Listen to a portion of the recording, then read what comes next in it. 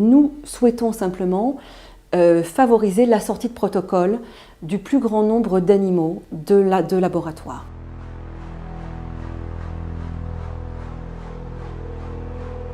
Il faut savoir que dans la mesure où un animal de laboratoire ne présente pas de dommages irréversibles, de souffrances prolongées, durables, ne porte pas atteinte à ses congénères et à l'environnement, il faut savoir que la réhabilitation est tout à fait autorisée.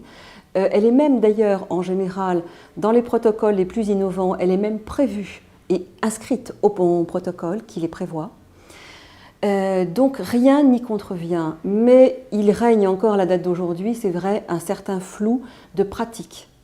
Le flou juridique, non, mais un flou de pratique. Et donc le Graal essaye de faire en sorte que se rejoignent le juridique et la pratique. Ce sont des stars.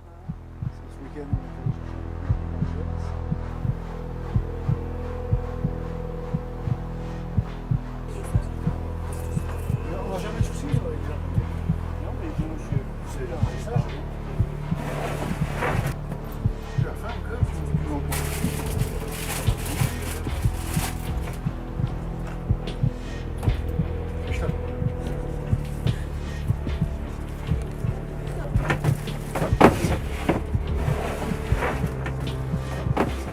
Les animaux qui ont été confiés au Graal récemment sont des animaux qui sont issus d'un groupe expérimental que l'INSERM possède déjà depuis plus d'une trentaine d'années. Ces animaux sont nés dans un élevage destiné à fournir des animaux à différents âges pour l'expérimentation.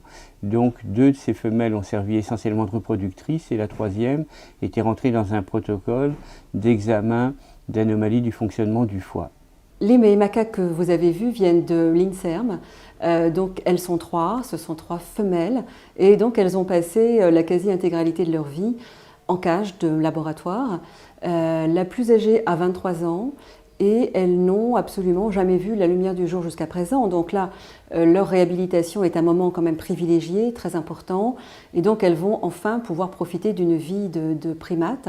Elles vont aller donc au parc animalier de Saint-Martin-la-Plaine. Elles ont une grande chance et le Graal en a une aussi considérable. C'est un des seuls sanctuaires en France volontaires pour récupérer des primates de laboratoire. Ils sont équipés, ils ont des vétérinaires sur place, toutes les structures sont là et c'est merveilleux pour ces macaques qui vont pouvoir être réhabilités. Et donc pour elles, c'est une révolution, c'est un changement de vie et c'est une seconde vie.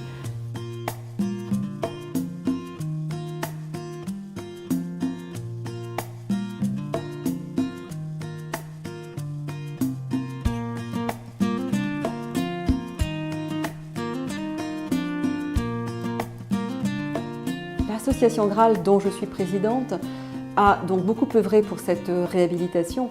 Nous avons en quelque sorte été le maillon facilitateur, la main tendue entre les chercheurs et la zone de réhabilitation. En fait, c'est toujours assez compliqué d'arriver à mettre en place une démarche de ce type parce que pour l'instant, le cadre réglementaire qui devrait être entièrement dévolu à la protection des animaux reste extrêmement prudent et en particulier il définit mal la responsabilité des différents acteurs. Donc il a fallu prendre des contacts à titre privé, il a fallu s'assurer de ce que la direction des services vétérinaires n'était pas hostile et c'était tout ce qu'on pouvait lui demander.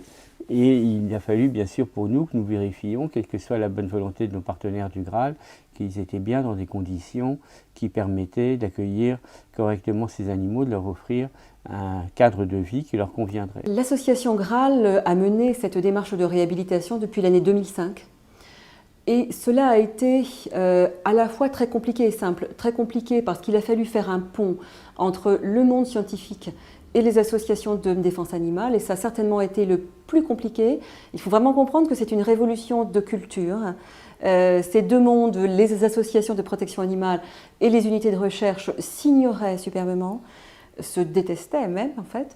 Donc il a véritablement fallu prouver qu'il y a des associations qui désirent œuvrer de façon tout à fait loyale avec le monde de la recherche. Donc ça a été très compliqué, mais le fondement de notre action est très simple.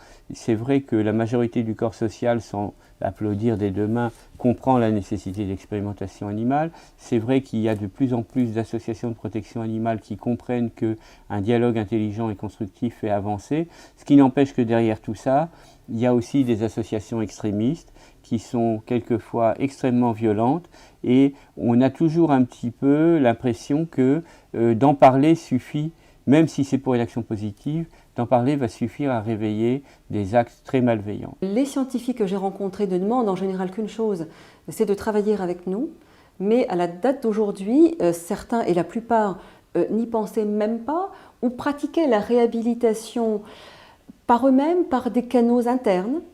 Mais en tout cas, ils ne pensaient pas qu'une association pouvait se lancer dans cette aventure. Voilà. Et donc, réhabiliter des animaux coûte cher. Le monde de la recherche se focalise sur ces recherches et pour l'instant n'a jamais dégagé aucun budget pour permettre cette réhabilitation. Donc, une association comme nous, qui apportons des solutions en matière d'accueil et en matière de budget, est une aubaine. Donc, nous essayons et nous prenons contact quasiment tous les jours avec de nouveaux laboratoires, avec des éleveurs d'animaux de laboratoire, avec des unités de recherche publiques, privées. Et je crois que la meilleure façon de plaider la cause des animaux de laboratoire, puisque c'est le dossier majeur du Graal et ce pendant encore de très nombreuses années, jusqu'à l'arrivée des méthodes de substitution, c'est que le monde scientifique sache qu'il puisse nous faire confiance, qu'il peut nous faire confiance et que nous serons toujours des partenaires loyaux. Je vous présente Julie, qui est ma 6e adoption. L'adoption s'est faite très vite. Je suis gynécologue à Charenton et un soir, Madame Lheureux, la présidente du Graal, était chez moi et elle me dit « Oh docteur, vous avez déjà 5 chiens, je n'ose pas vous en proposer un autre. » Et tout de suite, j'ai dit qui ? Et elle me décrit Julie, qui était un animal qui avait été dans un labo de 3 ans à 10 ans et qui était recueilli dans les caves de Maison Alfort.